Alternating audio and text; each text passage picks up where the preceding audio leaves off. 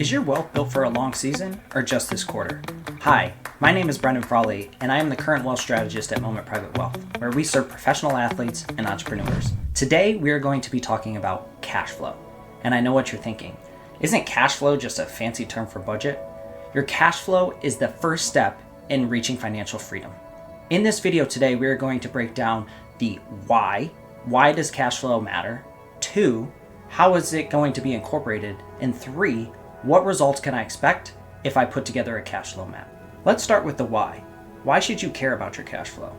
I think it's important to give an analogy here, but if you were a head coach and you went into a game without a playbook, do you think you're going to have success? My guess is probably not. Your cash flow map is essentially your playbook to financial success. Why might you have other reasons to incorporate a cash flow into your financial plan? Well, another reason is you never know what's going to happen. You want to make sure that you have the liquidity to maintain your lifestyle, but also set up your family for generational success as well. So these are all factors that you want to consider when creating a cash flow map. The next thing you want to consider is how. And more importantly, I want to dive in how Moment Private Wealth helps when it comes to your cash flow. So there are 5 components that make up your cash flow. 1 is your salary, how much you're making. You also want to factor in your expenses. So think maintaining lifestyle expenses or mortgage payments, groceries, gas, things of that nature. Another thing that we want to include in our cash flow is our taxes. I know what you're thinking, taxes, I hate taxes. It's important to incorporate these into cash flow because the reality is we all pay them and we have to pay them. Also, we want to factor in retirement savings. Are we going to contribute to an IRA? Maybe get a match with our 401k from our company, or a backdoor Roth IRA if we are making more than that threshold where we're allowed to contribute directly to the IRA. This is another thing we are going to factor into that cash flow plan. And then lastly, that spend unsaved cash flow, or that money left over. This is the flexibility that we want to see, where we can start pulling different levers to make sure that we reach our financial goals.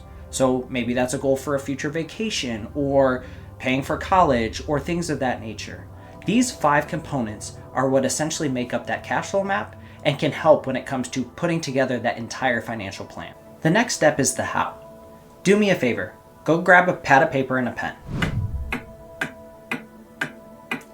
Now that you have that pen and pad of paper, let's walk through the steps that we would take here at Moment to help you get a ballpark idea of what a cash flow map would look like for you.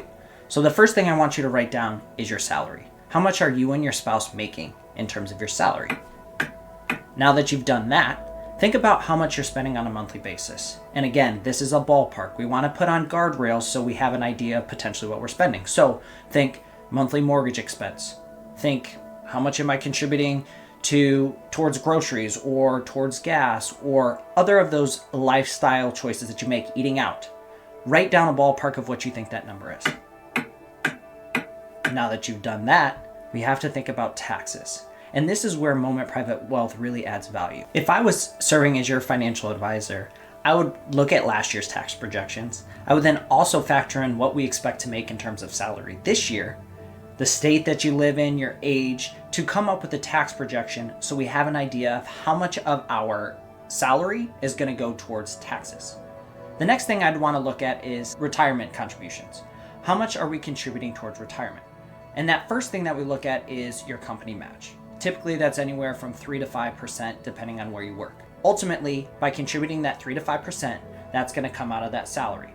The next thing that we would look to potentially do is contributions towards a Roth IRA, if you are under a certain threshold, or potentially a backdoor Roth IRA, maybe contributing to a traditional IRA.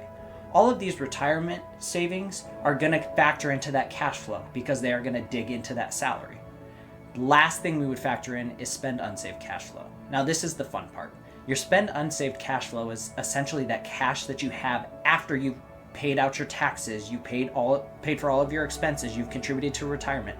This is where we can really add value and have an idea of where that extra money is going, and ultimately put together a plan so we make sure that we spend less than we make. So let's recap.